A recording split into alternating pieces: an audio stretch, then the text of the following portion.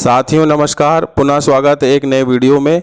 साथियों इस वीडियो में आप देखेंगे 24 अप्रैल 2024 को जो माध्यमिक शिक्षा मंडल के द्वारा 2024 की बोर्ड परीक्षा परिणाम घोषित कर दिया गया है। उस परिणाम के बावजूद कुछ ऐसे भी विद्यार्थी हैं जो इस परीक्षा परिणाम में अनुत्तीर्ण हो गए हैं।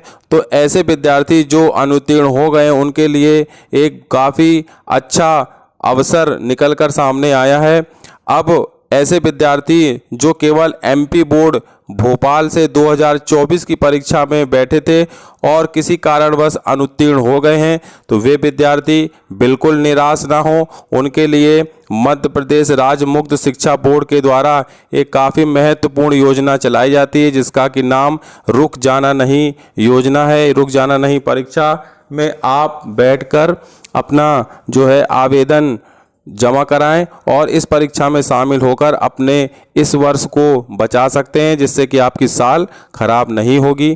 तो देखिए इस वीडियो में मैं आपको इसी योजना की जानकारी दे रहा हूं। तो आप देखिए अपनी स्क्रीन पर, रुक जाना नहीं परीक्षा मई जून 2024 के तहत माध्यमिक शिक्षा मंडल मध्य प्रदेश भोपाल द्वारा आयोजित परीक्षा 2024 के अनुत्तीर्ण विद्यार्थी निराश ना हो, उनके लिए 20 मई से पुनः परीक्षाएं।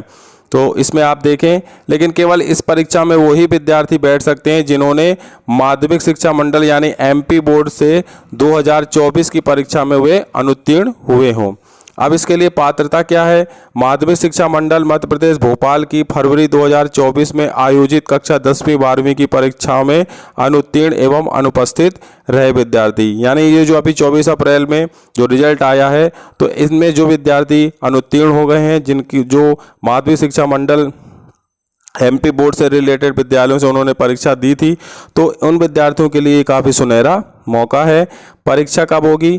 पात्र परीक्षा 5 मई 2024 की इसकी अंतिम तिथि है तक आवश्यक रूप से आपको एमपी ऑनलाइन कियोस्क के माध्यम से अथवा स्वयं ऑनलाइन निर्धारित शुल्क जमा कर पंजीयन करवा सकते हैं। यदि आप खुद कंप्यूटर चलाना जानते हैं तो आप स्वयं भी कर सकते हैं, या आप अपने घर के नज़दीकी जो आपका एमपी ऑनलाइन जो भी कंप्यूटर लोग चलाते हैं, जिनके पास एमपी ऑनलाइन की सुविधा है, वो वहाँ पर जाकर आप अपना आवेदन कर सकते हैं। जिन विषयों में आप अनुत्तीर्ण हुए हैं उन विषयों की परीक्षा देकर आप उत्तीर्ण हो सकते हैं, जिससे कि आपका साल खराब नहीं होगा। परीक्षा 20 मई 2024 से आयोजित की जाएगी।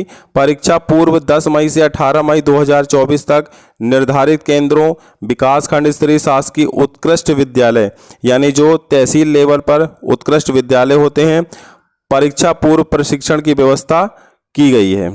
परीक्षा प्रश्न पत्र मध्य प्रदेश माध्यमिक शिक्षा मंडल के पाठ्यक्रम अनुसार ही रहेंगे, यानी इसकी जो पढ़ाई होगी, सिलेबस होगा, जो आपने अभी एमपी बोर्ड के सिलेबस में तैयारी की थी, सेम वही सिलेबस होगा। आपको किसी नए सिलेबस में नहीं जाना है। केवल इसमें मुख्य बात क्या है? केवल अनुत्तीर्ण विषयों की ही परीक्षा आपको देना है, यानी आप जिस विषय में आप फेल हो गए हैं केवल उन्हीं विषयों की आपको परीक्षा देना है। तो ये भी काफ़ी अच्छी बात है, आपको सभी विषयों की परीक्षा नहीं देना है।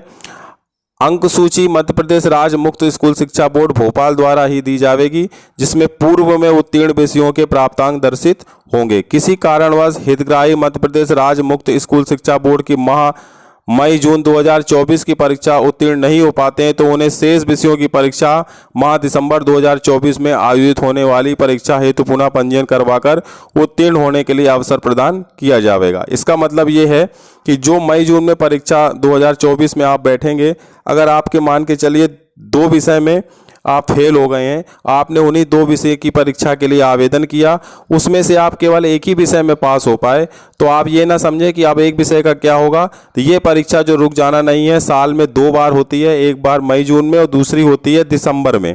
तो अगर आप एक विषय में उत्तीर्ण हो जाते हैं तो दूसरी परीक्षा यानी जो आपका दूसरा विषय बचा है उसको आप दिसंबर में भी आवेदन करके पुनः पंजीयन कराकर उस विषय के लेकर आप परीक्षा दे सकते हैं और उत्तीर्ण हो सकते हैं। इसके पश्चात अगला है, इसमें मई 2024 में आयोजित प्रथम चरण की परीक्षा में उत्तीर्ण होने वाले परीक्षार्थियों को ही कक्षा 11 में नियमित प्रवेश की पात्रता होगी। यानी ऐसे विद्यार्थी जो कक्षा 10वीं फेल हो गए हैं, लेकिन चूंकि उनको अगली कक्षा में 11वीं में एडमिशन लेना है तो उसके लिए ये लिखा गया है कि मई 2024 में आयोजित प्रथम चरण की परीक्षा में उत्तीर्ण होने वाले परीक्षार्थी को ही कक्षा 11 में नियमित प्रवेश की पात्रता होगी। यानी जो मई जून में जो परीक्षा होगी उसमें जो विद्यार्थी उत्तीर्ण होंगे वो ही कक्षा 11 में प्रवेश ले पाएंगे।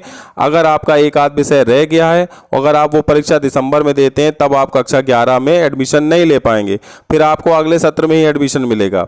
द्वितीय चरण में उत्तीर्ण परीक्षार्थियों को कक्षा 11 में नियमित प्रवेश नहीं मिलेगा, परंतु वे अगले वर्ष यानी 2026 की ओपन स्कूल बोर्ड द्वारा आयोजित कक्षा 12 की लौट चले परीक्षा में सम्मिलित हो सकेंगे। तो जब वो दिसंबर के बाद जो परीक्षा होती है तो वहां पर नाम हो जाता है इसका लौट चले, और अभी जो मई जून में जो परीक्षा हो रही है उसका आपका जो योजना का नाम है रुक जाना नहीं परीक्षा।